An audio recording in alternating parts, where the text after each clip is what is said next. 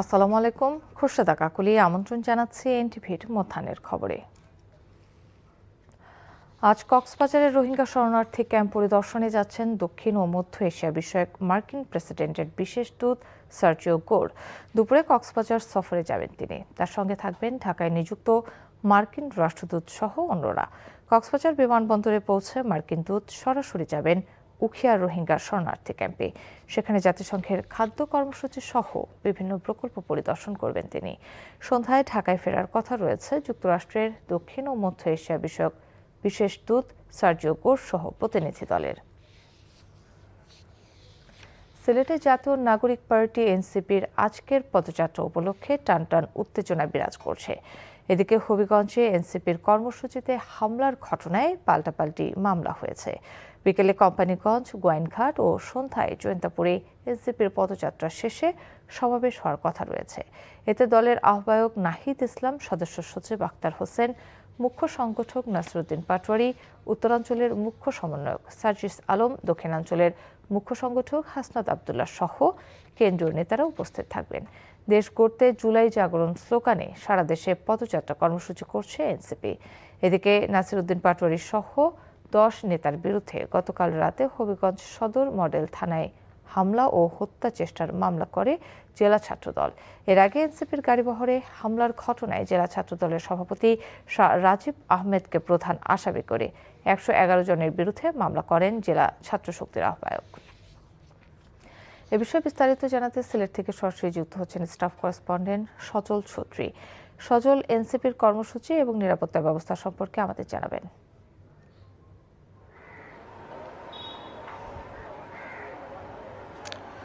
কাকলি, গতকাল 3 উপজেলায় পথসভা এবং পদযাত্রা শেষে আজও 3 উপজেলায় পদযাত্রা এবং পথসভা করবে এনসিপি এবং শীর্ষ নেতৃবৃন্দ গতকাল রাত থেকে সার্কিট হাউসে অবস্থান করছেন।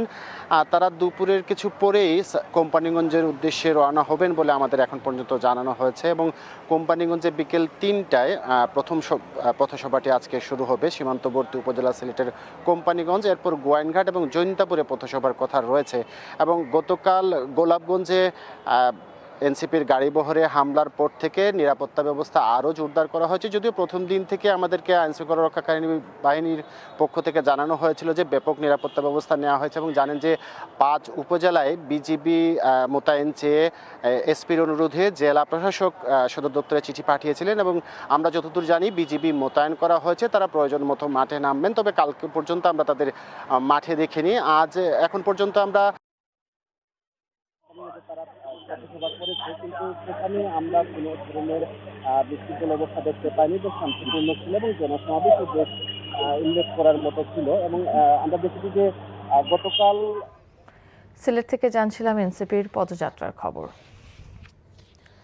রাজধানী সহ দেশের বিভিন্ন অঞ্চলে আবাসিক, শিল্প ও সিএনজি চালিত যানবাহনের গ্যাস সংকট অব্যাহত রয়েছে।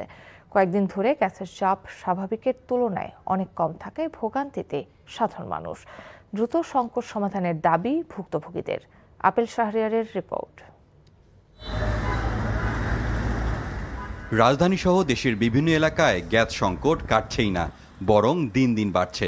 সিএনজি ফিলিং স্টেশনে ঘন্টার পর ঘন্টা অপেক্ষা করেও গ্যাস না পাওয়ার অভিযোগ অনেক যানবাহন চালকের।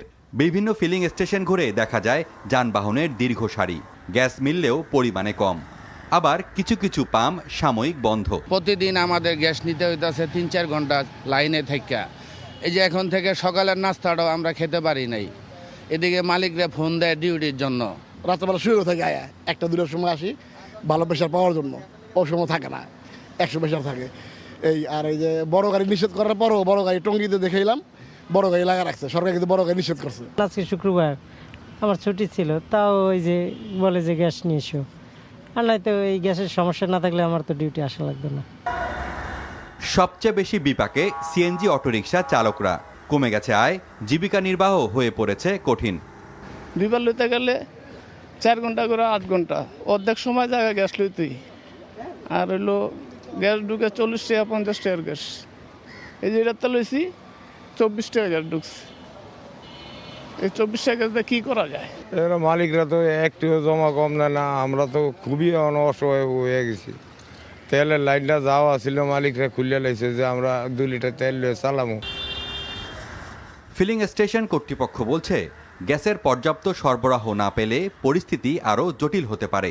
আমরা সবাই কষ্ট পাচ্ছি, শুধু এমপ্লয় না, আমরা সবাই আমরা চাপের মুখে আছি যে এত চাপ, অথচ আমাদের এই গ্যাস যা বিক্রি হওয়ার কথা তা তো বিক্রি হচ্ছে না, কারণ প্রেশার কম। গাড়ি আছে প্রচুর, কিন্তু আমাদের বিক্রিটা ওরকমভাবে হচ্ছে না। আমাদের যে মেশিনগুলো চলছে, মেশিন তো বিদ্যুতের তো কষ্ট খরচ ওই সমানই আসবে, কিন্তু আমাদের তো ওই হারে আমাদের সেলটা বাড়ছে না। গ্যাসের স্বল্প চাপের প্রভাব পড়েছে বাসাবাড়িতেও। গ্যাস না থাকায় চুলা জ্বলছে না কোনো কোনো এলাকায়। গ্যাস নির্ভর বিভিন্ন কারখানায় ব্যাহত হচ্ছে উৎপাদন। Apple Shahriar, NTV news, Dhaka. চলতি মাসের প্রথম সপ্তাহে টানা বৃষ্টির কারণে ফসলের ক্ষতি হয়। বাজারে সবজির সরবরাহে টান পড়েছে। এতে লাগাম ছাড়া সবজির দাম লাফিয়ে বেড়ে কাঁচামরিচের দাম উঠেছে 400 টাকা কেজিতে।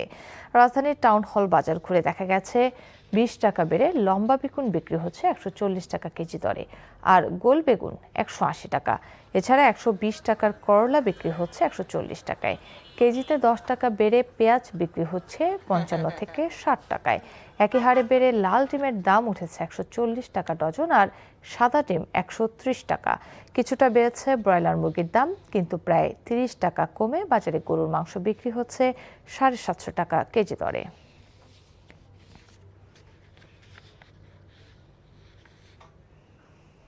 এ বিষয়ে আরও জানাতে রাজধানীর মোহাম্মদপুর টাউন হল বাজার থেকে সরাসরি যুক্ত হচ্ছেন সিনিয়র করেসপন্ডেন্ট সেলিম মালিক।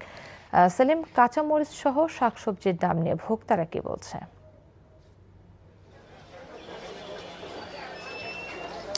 কাকুলি, আপনি নিউজে যেমনটি বলছিলেন যে এই মাসের প্রথম সপ্তাহে যে টানা বর্ষণ শুরু হয়েছিল সেটি কিন্তু 2 সপ্তাহ বেশি স্থায়ী হয়েছিল, এবং এই কারণে সবজির খেতে কিন্তু বেশ ক্ষতি হয়েছে, এবং সেটা প্রভাব কিন্তু আমরা এই বাজারে দেখতে পাচ্ছি। এবং আমরা বাজারে স্বাভাবিকের তুলনায় কিন্তু সবজির সরবরাহ বেশ কম দেখতে পাচ্ছি, এবং সভাপতির দামটা কিন্তু বেড়ে গেছে, এবং গত 1 মাস ধরে আসলে সবজির দাম বাড়তি বলা যেতে পারে। যেমন কাঁচামরিচের কথা যদি বলি, কাঁচামরিচ কিন্তু এই মাসের শুরুর দিকে 100 টাকারও কম ছিল, 60 থেকে 80 টাকার মধ্যে কাঁচামরিচ বিক্রি হতো। সেই কাঁচামরিচ কিন্তু ধীরে ধীরে দাম বাড়তে বাড়তে প্রতি সপ্তাহে প্রায় 100 টাকার মতো করে বেড়েছে। এই সপ্তাহে বিক্রি হচ্ছে কিন্তু 400 টাকা কেজি দরে, এবং যেগুলো একটু নিম্ন মানের মরিচ সেগুলোর দামটা কিছুটা কম, 300 থেকে 350 টাকা, এবং 360 টাকাও কিন্তু বিক্রি হতে দেখছি। এছাড়া লম্বা বেগুন দামটা কিন্তু 20 টাকার মতো বেড়েছে, 140 টাকা বিক্রি হচ্ছে। গোল বেগুনও দামও 20 টাকার মতো বেড়ে 180 টাকা কেজি বিক্রি হচ্ছে। টমেটো 160 টাকায় বিক্রি হচ্ছে, এবং করলা কিন্তু 140 টাকা কেজি দরে বিক্রি হচ্ছে।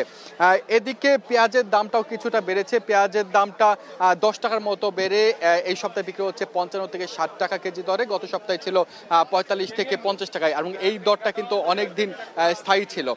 এছাড়া মুরগির দামটা আমরা দেখতে পাচ্ছি যে বেশ খানিকটা বেড়েছে। মুরগির দাম বিশেষ করে ব্রয়লার মুরগি গত সপ্তাহে 180 টাকা কেজি বিক্রি হলেও এই সপ্তাহে বিক্রি হচ্ছে 190 টাকা কেজি দরে। মুরগির সাথে কিন্তু আমরা দেখতে পাচ্ছি ডিমের দামটাও কিন্তু বেশ বাড়ন্ত।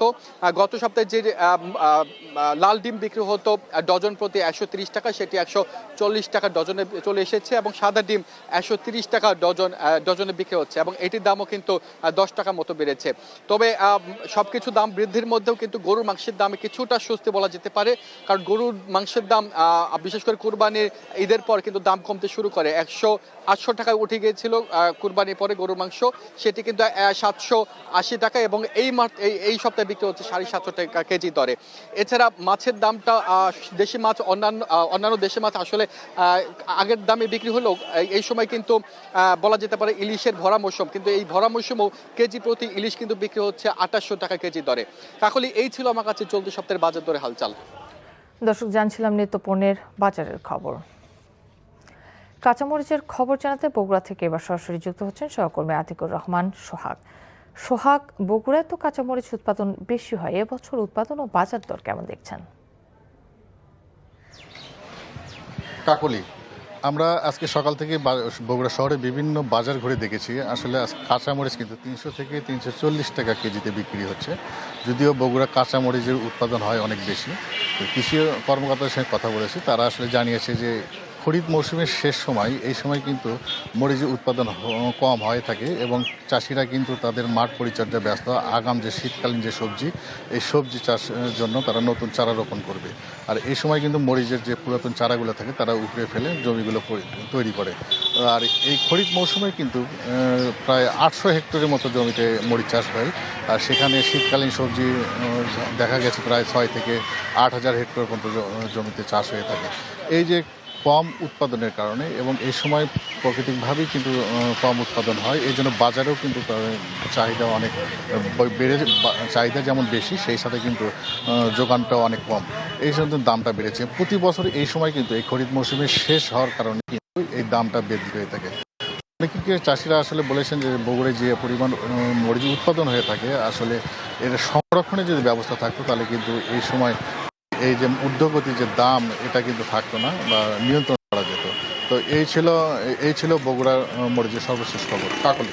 বগুড়া থেকে জানছিলাম কাঁচামরিচের খবর। সরকার নৈতিকভাবে দেশ পরিচালনার অধিকার হারিয়েছে বলে মন্তব্য করেছেন বিরোধী দলীয় নেতা ও জামায়াত আমির ডাক্তার শফিকুর রহমান। বলেন, প্রধানমন্ত্রী চান না অথচ সবাই দুর্নীতি করে, এটা কিভাবে সম্ভব?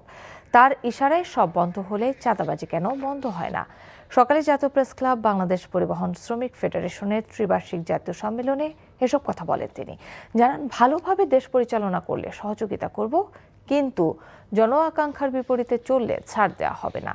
ডাক্তার শফিক বলেন, আধিপত্যের কাছে মাথা নত করবে না জামাত। গণতন্ত্রে বিশ্বাস করলে, নিজেদের গণতান্ত্রিক দল মনে করলে বিএনপি গণভোটের রায় মেনে নেবে বলেও মনে করেন তিনি। খেলার খবর, ক্রিকেট। 23 বছর পর অস্ট্রেলিয়ার মাটিতে টেস্ট সিরিজ খেলতে রাতে ঢাকা ছাড়ছে বাংলাদেশ দল। অজিতের বিপক্ষে ওয়ার্ল্ড টেস্ট চ্যাম্পিয়নশিপের অন্তর্ভুক্ত 2টি ম্যাচ খেলবে নাজমুল হোসেন শান্তের দল। মূল সিরিজের আগে ক্রিকেট অস্ট্রেলিয়া একাদশের বিপক্ষে 3 দিনের প্রস্তুতি ম্যাচ খেলবে টিম বাংলাদেশ। এরপর 13 আগস্ট ডারউইনে শুরু হবে প্রথম টেস্ট। মারারার স্টেডিয়ামে মুখোমুখি হবে দুই দল। 22 আগস্ট দ্বিতীয় ও শেষ টেস্টের আয়োজক ম্যাকাইয়ে গ্রেট ব্যারিয়ার রিফ অ্যারিনা। টানা বৃষ্টির কারণে বাংলাদেশের প্রস্তুতি ঠিকমতো হয়নি বলে স্বীকার করেছেন অধিনায়ক নাজমুল হোসেন শান্ত। ডারউইন ও ম্যাকাইয়ের কন্ডিশন সম্পর্কে পুরোপুরি পরিষ্কার ধারণা নেই বাংলাদেশের। এই সফরকে কেন্দ্র করে গ্রানাইট পিচে বোলিং মিশনের বিপক্ষে বিশেষ প্রস্তুতি নিয়েছে লিটন দাস, মেহেদী হাসান মিরাজরা। ফুটবল। সাফের শিরোপা পুনরুদ্ধারে ভক্তদের প্রত্যাশার চাপটা ভালোই বুঝতে পারছেন বাংলাদেশের কোচ টমাস ঠুলি। ঘরের মাঠে কন্ডিশন ও দর্শক সমর্থন নিজেদের পক্ষে থাকলেও আগাম কোনো প্রতিশ্রুতি দিতে রাজি নন তিনি। তবে টুর্নামেন্টের আগে ফুটবলারদের মানসিক অবস্থার পরিবর্তন আর নিজেদের সেরাটা বের করে নিয়ে আসাই বড় লক্ষ্য এই কোচের। এনটিভিকে দেয়া সাক্ষাৎকারে এমনটাই জানিয়েছেন টমাস ঠুলি। মামুনুর রিপনের রিপোর্ট। সাফের শিরোপা পুনরুদ্ধারের জন্য এবার সুবর্ণ সুযোগ বাংলাদেশের সামনে। ঘরের মাটিতে প্রতিযোগিতা হওয়ায় কন্ডিশন ও সমর্থক পুরোটাই দলের পক্ষে। পূর্ণ শক্তির দল পাওয়া নিয়ে শঙ্কা আছে ভারতের। ফিফার নিষেধাজ্ঞায় নেপাল, তবে শক্তিশালী স্কোয়াডই বড় অনুপ্রেরণা স্বাগতিকদের জন্য। হামজা, শামিদ, ফাহমিদুলদের নিয়ে গড়া দল নিয়ে 23 বছর পর দক্ষিণ এশিয়ার মর্যাদার মুকুটটা আবারও মাথায় তোলার ভালো সুযোগ বাংলাদেশের সামনে। অবশ্যই নিজের দেশ, স্টেডিয়াম আর গ্যালারি ভরা নিজেদের সমর্থন থাকার যে অনুভূতি, তা সত্যি অন্যরকম এক শক্তি। নিঃসন্দেহে এগুলো আমাদের বাড়তি সাহায্য করবে। তবে নতুন কোচ, প্রবাসী ও স্থানীয় ফুটবলারদের কম্বিনেশন হওয়াটা একটু চ্যালেঞ্জিং। প্রতিযোগিতা শুরুর আগে খেলোয়াড়দের মানসিকতা পরিবর্তন আর তাদের কাছ থেকে সেরাটা বের করে আনাটাই হবে আমাদের প্রধান লক্ষ্য। কোচের দায়িত্ব নেয়ার পর একসঙ্গে পুরো দল নিয়ে কাজ করার সময়টা খুব কমই পেয়েছেন বাংলাদেশের কোচ। সাফের আগেও খুব বেশি সময় পাচ্ছেন না তিনি। যেটুকু সময় পাবেন সেখানে স্থানীয় খেলোয়াড়দের নিয়ে বেশ কিছু পরিকল্পনা আছে ঢুলির। তবে ফুটবল পাগল এই দেশের জন্য শিরোপা জেতাটা জরুরি হয়ে পড়েছে বলে মনে করেন বাংলাদেশের কোচ। আমরা আগাম কোনো প্রতিশ্রুতি দিতে পারছি না, তবে একটি কথাই বলতে পারি, সামর্থ্যের সেরাটা দিয়েই আমরা সর্বোচ্চ চেষ্টা করব, কারণ এই দেশ সমর্থক আর খেলোয়াড়রা একটি শিরোপার যোগ্য বলেই আমি মনে করি। আর এজন্যই আমরা কঠোর পরিশ্রম করব যেন লক্ষ্যে পৌঁছাতে পারি। আগামী 4 থেকে 17 নভেম্বর ঢাকায় বসতে যাচ্ছে সাফের 15তম আসর। তার আগে পুরো দল নিয়ে 1 সপ্তাহ অনুশীলন করার সুযোগ পাবেন কোচ টমাস ডুলি। প্রস্তুতির জন্য এটি পর্যাপ্ত হিসেবে দেখছেন বাংলাদেশের coach. Mominur Ripon, NTV news, Dhaka. এই ছিল মোথানের খবরে। এই খবরের ভিডিও সহ আপডেট জানতে ভিজিট করুন এনটিভি অনলাইন www.ntvpd.com। এছাড়াও এনটিভি জনপ্রিয় সব অনুষ্ঠান ও খবরের আপডেট জানতে ভিজিট করুন আমাদের ইউটিউব ও ভেরিফাইড ফেসবুক পেজ। দুইটায় দুপুরের খবর দেখার আমন্ত্রণ রইল। ধন্যবাদ সবাইকে।